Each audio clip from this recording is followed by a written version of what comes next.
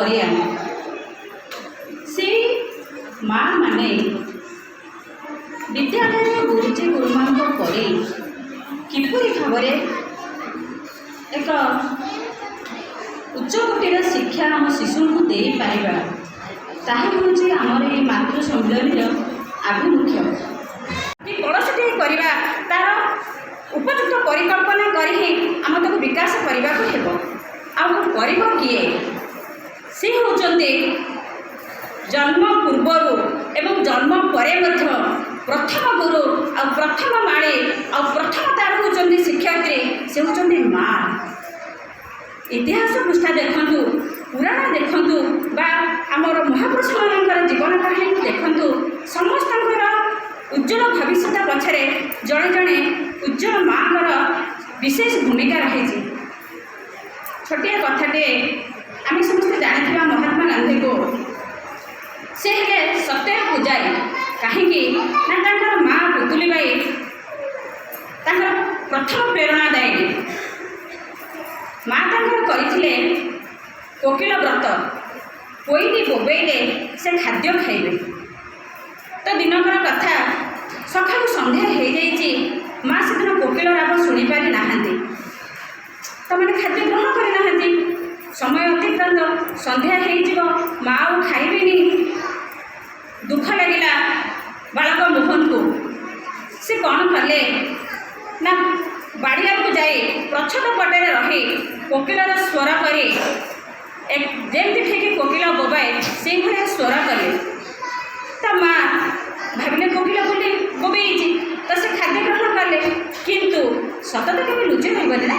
ସେ ଯେତେବେଳେ ଜାଣିଲେ ତାଙ୍କ ପୁଅ ଏଇଭଳିଆ କାରନାମା କରିଛନ୍ତି, ତ ସେ ବହୁତ ମନ ଦୁଃଖ କଲେ ଏବଂ ପୁଅକୁ ପାଖରେ ବସି କହିଲେ, ପ୍ରଭୁ କି ପାପ କରିଥିଲି, ମୋତେ ଏଇଭଳିଆ ଗୋଟେ ମିଛୁଆ ପୁଅ ଦେଇଛନ୍ତି ମୋ କୋଳରେ। ସେଇ ଛୋଟିଆ ଘଟଣାଟି ତାଙ୍କ ଜୀବନକୁ ପରିବର୍ତ୍ତନ କଲା। ସେ ସତ୍ୟର ପୂଜାରୀ ହେଲେ। ଆଉ କ'ଣ କ'ଣ ସେ କରିଛନ୍ତି ଆମେ ଅଳ୍ପ ବହୁତ ସମସ୍ତେ ଜାଣିଛନ୍ତି।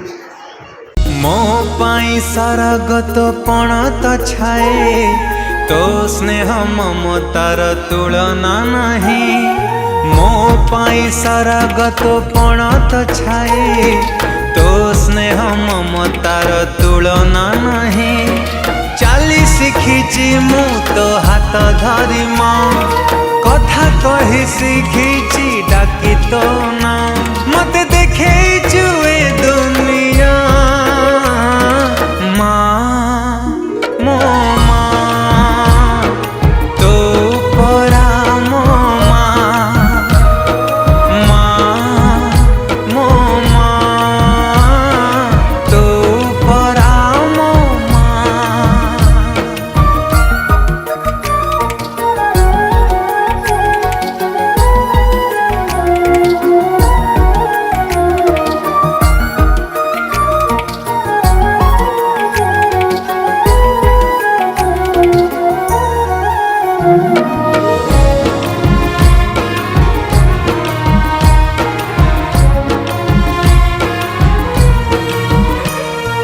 ଝୁଣ୍ଟି ପଡ଼ିଲେ ମୁଁ କୋଳେଇ ତୁନୁ, ପଣତ କାନିରେ ମାତୁ ଝାଡ଼ି ଦଉ। ମଳିଆ ଝଟ ରାଗ ଅଭିମାନ, ହସି ହସି ସବୁ ତୁ ସହି ଯାଉ।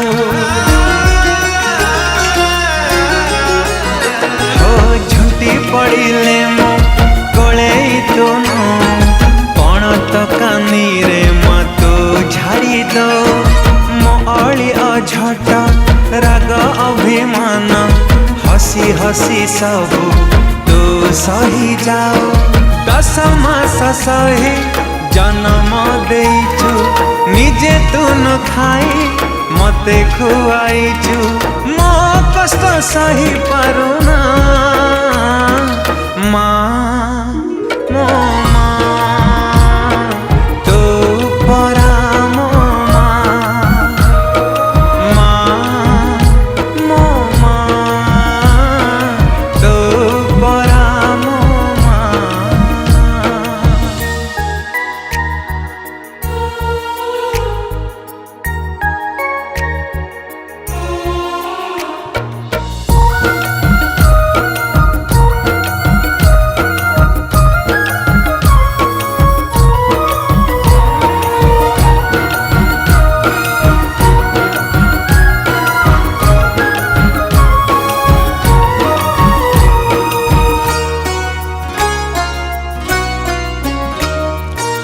ପାଦର ଧୂଳି ଥିଲେ ମୋ ମଥାରେ ଝରିବନି ଲୁହ କେବେ ମୋ ଆଖିରେ ନାହିଁ ଡର ଭୟ ଥିଲେ ତୋ କୋଳରେ ସବୁବେଳେ ଛୁଆ ମୁଁ ତୋ ପାଖରେ। ଆମର ସୁବିଧା ଅଛି କି ଆମେ ମୋବାଇଲ ଧରେଇ ଦେଉଛନ୍ତି। ଏବେ ବହୁତ ଆସୁଛି ଯେ ସେ ତ ମୋବାଇଲ ଛାଡ଼ୁନି ଆଉ ସେ ମୋବାଇଲ ଶିଖିଲା କେଉଁଠୁ? ଜନ୍ମ ହେଲା ବେଳେ ମୋବାଇଲ ଶିଖିକିରି ଆସିଥିଲା, ସେ ସାଙ୍ଗରେ ଆଣିକିରି ଆସିଥିଲା। ତ ଆମେ 18 ଘଣ୍ଟା ଦେଖିବା, ଆମେ କାମ କରୁଥିବା ସାଡ଼େ ମୋବାଇଲ ଭିତରେ କ'ଣ ହେଉଛି, ରୋଷେଇ କରୁଥିବା ମୋବାଇଲ ଦେଖିକିରି କରୁଥିବା, ସାଡ଼େ କିଏ ସାଙ୍ଗ ଗଲେ ସାଡ଼େ ଫୋନ୍ କରି ତା ସାଡ଼େ କଥା ହେଉଥିବା, ଆଡ଼େ ଗୋଟେ କାମ କରୁଥିବା, ତାହେଲେ ସିଏ କ'ଣ କରିବ? ସିଏ କହିବ ନା କ'ଣ ଏତେ ମାନେ ଜିନିଷ ଅଛି ଯାହାକୁ ମା ଏତେ ଆଗ୍ରହରେ ଦେଖୁଛନ୍ତି, ବାବା ଏତେ ଆଗ୍ରହରେ ଦେଖୁଛନ୍ତି, ତେଣୁ ଆପଣଙ୍କ ସମୟରେ ହଉ ବା ଆପଣଙ୍କ ପଛରେ ହଉ ସେଟାକୁ ଦେଖାଇକି ଦେଖିବା ତା ଦେହରେ କ'ଣ ଅଛି, ଆଉ ତା ଦେହରେ କ'ଣ ଅଛି ଆପଣମାନେ ବି ଭଲ ଭାବରେ ଜାଣିଛନ୍ତି। ତ ଆମେ ସେଥିପାଇଁ କ'ଣ କରୁଛନ୍ତି, ଆମ ପିଲାର ଉପକାର କରୁଛନ୍ତି କି ଅପକାର କରୁଛନ୍ତି ସେଟା ନିଜେ ସମୀକ୍ଷା କରନ୍ତୁ। ତାପରେ ଆସିଲା ଯେତିକି ଯାହା କହିଲି ତାକୁ ଆମେ ଯଦି ଛୋଟିଆ ଛୋଟିଆ କଥାକୁ ମାନିବା ତାହେଲେ ଆମ ଶିଶୁଟିର ନିଶ୍ଚିତ ସର୍ବାଙ୍ଗୀନ ବିକାଶ ହେବ, ଏଥିରେ ଅତ୍ୟୁକ୍ତି ନାହିଁ।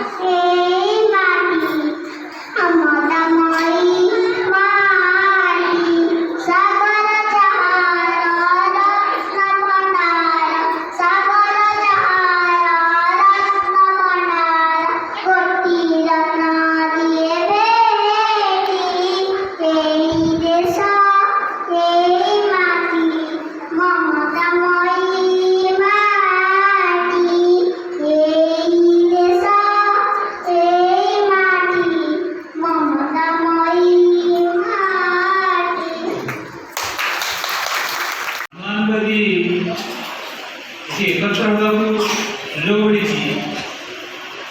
जहाँपाई तार दायित्व नवा केवल स्कूल कर्तव्य नुहे बापा माँ एवं अन्य भाई भौणी जो मैंने घर रोचे महान से भिडियो उठे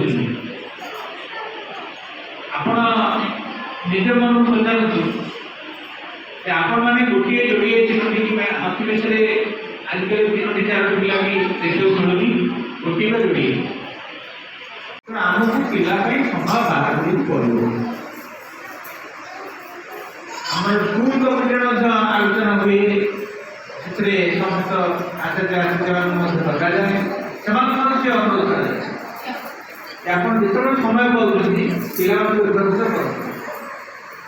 पिला भाग भाग कर उद्देश्य नुह कि क्या करवा क्या करूना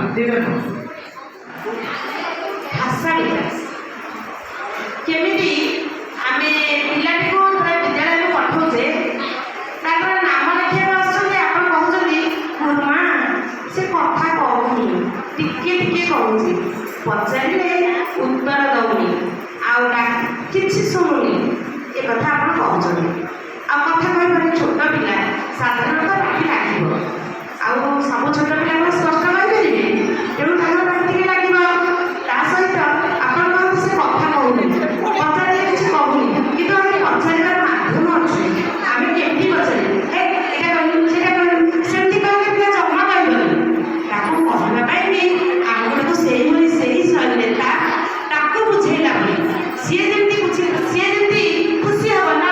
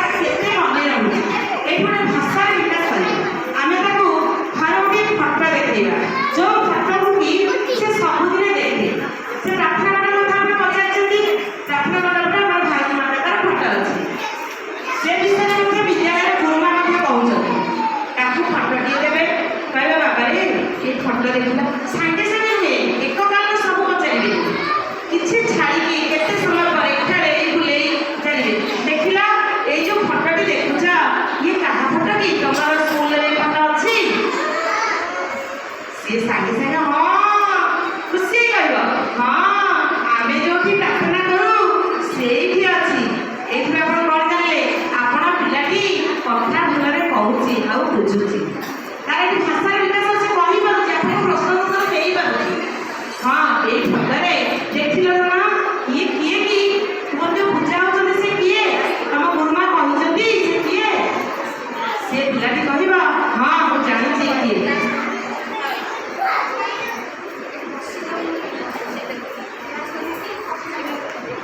କହିଲା ଏ କିଏ? ଦେଖିଲେ ସିଏ କହିଲେ ଭାରତ ମାତା। କାହିଁକି ନା ଏ ଫଟୋଟିକୁ ସେ ସବୁଦିନ ଦେଖୁଛନ୍ତି, ଜାଣୁଛନ୍ତି। ତାପରେ ଆପଣ କହିବେ ଏ ଫଟୋ ଭାରତ ମାତାଙ୍କର। କହିଲ ଏ ଭାରତ ମାତା କଣ ଧରିଛନ୍ତି ହାତରେ? ସେ ହାତରେ ଗୋଟେ କଣ ଧରିଛନ୍ତି? କଣ ଧରିଛନ୍ତି? ହେଲା, ପିଲାମାନେ କହିଲେ ସିଏ ଧ୍ୱଜ ଧରିଛନ୍ତି, ପତାକା ଧରିଛନ୍ତି। ଏଇଠି ତାଙ୍କର ଭାଷାର ବିକାଶ ହଉଛି। ଆପଣ ତାକୁ ଏଇ ମାଧ୍ୟମରେ କହିବେ, ଆତ୍ମା ଡରେଇ, ଆଖି ଦେଖେଇ, ପାଟି କରି, ଏସବୁ ହେଲା କଣ ବାର୍ତ୍ତାଳାପ ମାଧ୍ୟମରେ ଆସି। ଏବେ ଆମର ଗଣେଶ ପୂଜା ଯାଇଥିଲା, ଆପଣ ଗଣେଶ ପୂଜାରେ ପିଲାଟିକୁ ବିଦ୍ୟାଳୟକୁ ପଠେଇବେ। ପ୍ରତ୍ୟେକ ଉତ୍ସବରେ ଯେକୌଣସି ଉତ୍ସବ ହଉ ଆପଣ ସେ ଉତ୍ସବରେ ପିଲାକୁ ଯେମିତି ବିଦ୍ୟାଳୟକୁ ବସିଲା ନା ପ୍ରାର୍ଥନା ମଣ୍ଡପରେ ବସିଥିଲି ନା ସେଠି କଣ ହଉଥିଲା? ପୂଜା ହଉଥିଲା। ପୂଜା ହଉଥିଲା ନା କୋଉ ଠାକୁର ଥିଲେ କି? ମଣିଷ ଠାକୁର ଥିଲେ। ଆପଣ ଏଇଠି ଜାଣିଲେ ପିଲାର ବୌଦ୍ଧିକ ବିକାଶ ହଉଛି, ଭାଷାର ବିକାଶ ହଉଛି। ହେଲା, ସିଏ କିଛି ମନେ ରଖିପାରୁଛି। ଏଇ ଯୋଉ ପ୍ରାରମ୍ଭ ଶ୍ରେଣୀରୁ, ବୋଧ ଶ୍ରେଣୀରୁ ଏଇ ବିଷୟ ଶିଖି ଶିଖି ଯିବ। ଗଣେଶ ପୂଜାରେ କଣ କରାଯାଏ, ଗଣେଶ ପୂଜାରେ କେମିତି ଠାକୁରଙ୍କ ପାଖରେ ଆସି ସେମାନେ ବସିଲେ, ନନା ପୂଜା କଲେ, ପୁଷ୍ପାଞ୍ଜଳି, ସମସ୍ତ କଥା ଶିଶୁ କହିପାରିବନି କିନ୍ତୁ କିଛିଟା କହିବ ନା। ଏଇଠି ତାର ଭାଷାର ବିକାଶ ହେଲା। ଏଇଟା ହେଲା କଣ ଉତ୍ସବ, ପ୍ରତ୍ୟେକ ଉତ୍ସବ। ମୁଁ ସିନା ଗଣେଶ ପୂଜା କହିଲି, ଆପଣ ଘରେ ଖୁଦୁରୁକୁଣୀ ଓଷା କରୁଥିବେ, ଘରେ ଆପଣ ବିଦ୍ୟାଳୟରେ ଆମ ଗୁରୁମା ପଚାରିବେ ତମ ଘରେ ଲକ୍ଷ୍ମୀ ପୂଜା ହେଇଥିଲା? ପିଲାଟି ନିଶ୍ଚିତ କହିପାରିବ ହଁ ଆମ ଘରେ ଲକ୍ଷ୍ମୀ ପୂଜା ହେଇଥିଲା, ମାମା ଲକ୍ଷ୍ମୀ ପୂଜା କରୁଥିଲେ, ମୁଁ ବି ତାକୁ ସାହାଯ୍ୟ କରିଥିଲି। କିନ୍ତୁ ପିଲାଟି ଭାଷା ତାର କହିପାରୁଛି, ତାର କହିବାର ଶକ୍ତି ବଢୁଛି, ତାର ଭାଷାର ବିକାଶ ହଉଛି। ଏଇଟା ହେଲା ଭାଷାର ବିକାଶ। ଏଇଟା ଆମେ ବାର୍ତ୍ତାଳାପ ମାଧ୍ୟମରେ ଭାଷାର ବିକାଶ କଲେ। ତାପରେ ରହିଲା ଭାଷାର ବିକାଶ କରିବାରେ ଆହୁରି ମଧ୍ୟ ମାଧ୍ୟମ ଅଛି, କାହାଣୀ। କାହାଣୀ ଗଠନ ଦ୍ୱାରା ଭାଷାର ବିକାଶ ହେଇପାରେ। ଆପଣମାନେ କହୁଛନ୍ତି ପିଲାଟି ବିଦ୍ୟାଳୟରେ ଗପ ଶୁଣୁଛି କିନ୍ତୁ ଘରେ ଆସି କିଛି କହୁନି, କିଛି ସେ ଗପ କହିପାରୁନା। ଆପଣ ତାକୁ ପଚାରିବା ଶୈଳୀରେ ପଚାରୁନାହାନ୍ତି। ଆପଣ କହୁଛନ୍ତି କଣ ଗପ କହିଲେ ଗୁରୁମା ଆଜି? କହିଲୁ କହିଲୁ କଣ କହିଲେ? ସିଏ କଣ ଠିକରେ କଣ ମୁଁ ମନେ ନାହିଁ ନା, ସେମିତି ପଚାରିବେନି। ଆପଣ ବହିକୁ ଖୋଲିବେ, ଚିତ୍ରଟିକୁ କାଢିବେ, ଚିତ୍ରଟି ତାକୁ ଦେଖେଇବେ, କହିବେ ଦେଖିଲୁ ବାବା ଏଇଟା କୋଉ ଚିତ୍ର? ସିଏ ସାଙ୍ଗେ ସାଙ୍ଗେ ଦେଖି କହିବ ଗୁରୁମା ଏଇ ବଉଳା ଗାଈ ଗପ କହିଛନ୍ତି। ସେ କହିବ ଇଏ ହଉଛି ବଉଳା ଗାଈ। ସିଏ ଆପଣଙ୍କୁ କହିବ ଇଏ ହଉଛି ବଉଳା ଗାଈ। ନା ବଉଳା ଗାଈ ତୁ କେମିତି ଜାଣିଲୁ? ନା ହଁ ଗୁରୁମା ଆଜି ପୁରା ଗୋଟେ ବଉଳା ଗାଈ ଗପ କହିଥିଲେ। ନା ଇଏ ବଉଳା ଗାଈ? ତାହେଲେ କହିଲୁ ବାବା ଇଏ କିଏ? ନା ସେ ମତେ କୁନି ବାଛୁରୀ। ତା ସେ କୁନି ବାଛୁରୀ। ନା ବଉଳା ଗାଈ କୋଉଠି ରହେ କି? ନା ସିଏ ନା ଘରେ ରହେ, ଗୋଟେ ଘର ଅଛି। ନା ଗୁରୁମା ଆଜି ବଉଳା ଗାଈ ଗପ କଣ କହିଥିଲେ? ତାପରେ ତାର ମନେ ରହିବନି, ପୁଣି ପଚାରିବେ କହିଲୁ ବାବା ଏଇଠି କିଏ?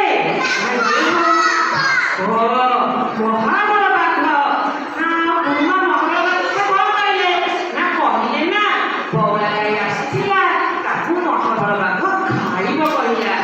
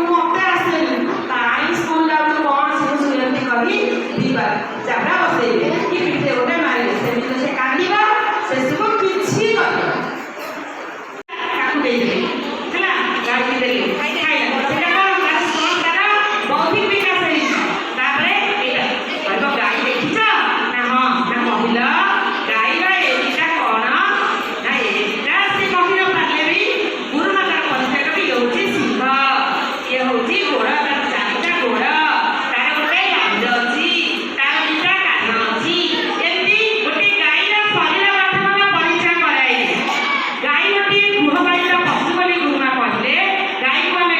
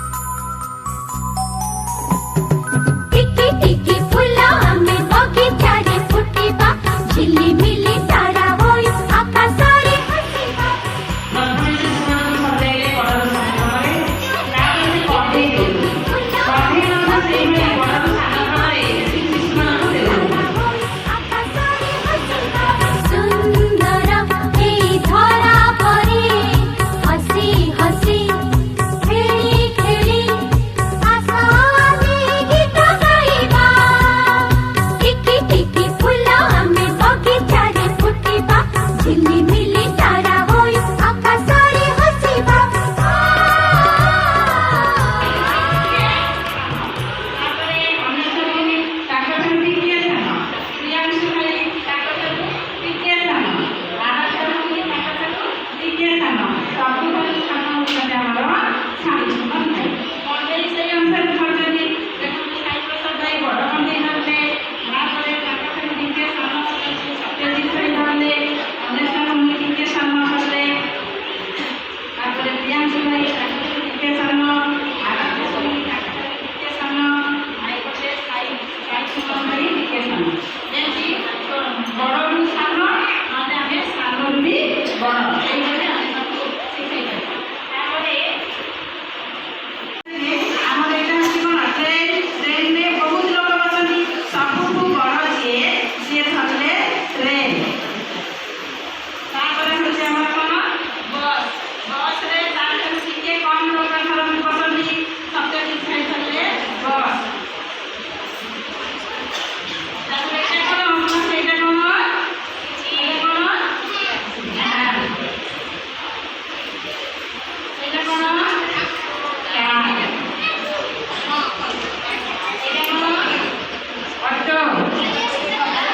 ଏଇଟା କ'ଣ ଏଇଠି ଦେଖିବା ସବୁଠୁ ଅଧିକା ଲୋକ ଏଇ ଟ୍ରେନ୍ରେ ବସନ୍ତି।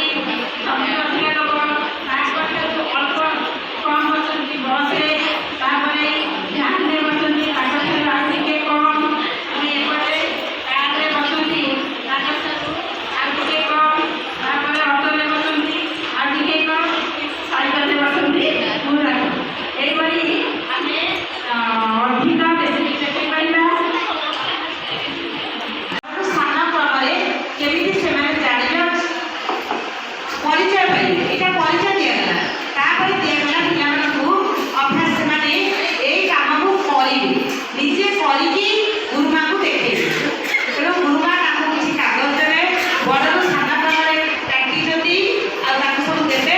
ପିଲାମାନେ ତାକୁ ସଜେଇବେ, ବଡ଼ରୁ ସାନ କ୍ରମରେ ବା ସାନରୁ ବଡ଼ କ୍ରମରେ ସେମାନେ ଠିକ୍ ଭାବେ ସଜେଇବେ। ଏଇଟା ହେଲା ତାଙ୍କର ଅଭ୍ୟାସ କାର୍ଯ୍ୟ। ଏଇଟା ଥିଲା କ'ଣ ସେମାନଙ୍କୁ ପରିଚୟ କରାଗଲା।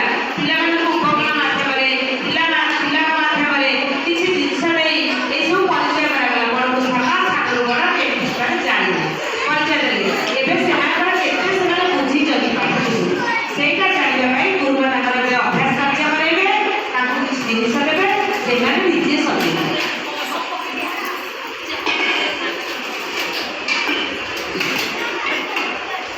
ଯେହେତୁ ଆମର ସମୟ ବହୁତ କମ୍, ଗୋଟିଏ ଗୋଟିଏ କାରଣ ସହ ଗୁରୁମା କରିକି ଦେଖାଉଛନ୍ତି। ଆପଣ ସେତିକି ଜାଣନ୍ତୁ, ଘରେ ମଧ୍ୟ ଏଇଭଳି କରିବେ।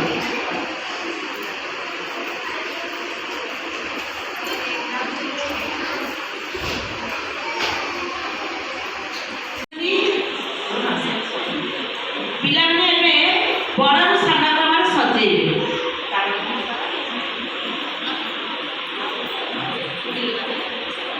ଏବେ ସବୁ ପିଲାମାନେ ବଡ଼ରୁ ସାନ କ୍ରମରେ ସଜେଇଲ, ନିଜେ ସଜା।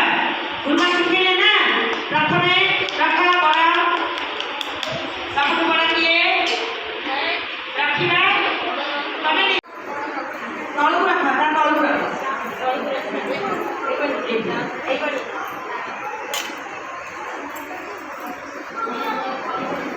ଗୁରୁମା କେମିତି ରଖୁଛନ୍ତି ତଳକୁ ତଳ, ସେମିତି ତଳକୁ ରଖ। ହଁ, ତା ତଳକୁ କିଏ। ହଁ, ଏବେ ପିଲାମାନେ ବଡ଼ରୁ ସାନ ସେମାନେ ନିଜେ ନିଜେ ସଜେଇଲେ। ତେଣୁ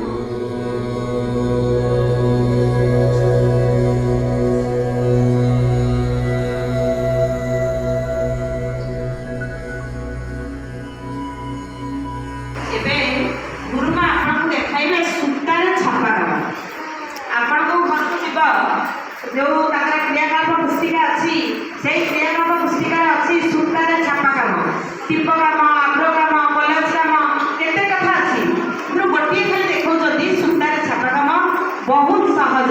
ଦେଖନ୍ତୁ ଗୁରୁମା ସେ ସୂତାଟିକୁ ସେ ପଇତା ସୂତା କି କୌଣସି ମୋଟା ସୂତା ହଉ, ନଚେତ ଆମେ ଯେଉଁ ସୂତାରେ ସିଲେଇ କରୁଛେ ସେଇ ସୂତାକୁ 4 ବସ୍ତା କରିଦେବା, ଟିକେ ବଡ଼ ମାନେ ଗୋଟା ମିଟର ଭଳି ନେବା, ତାକୁ ଜାକିକି ରଙ୍ଗରେ ବୁଡ଼ାଇବା।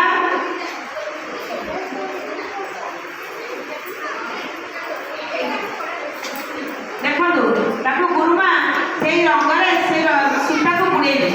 ବୁଡ଼େଇ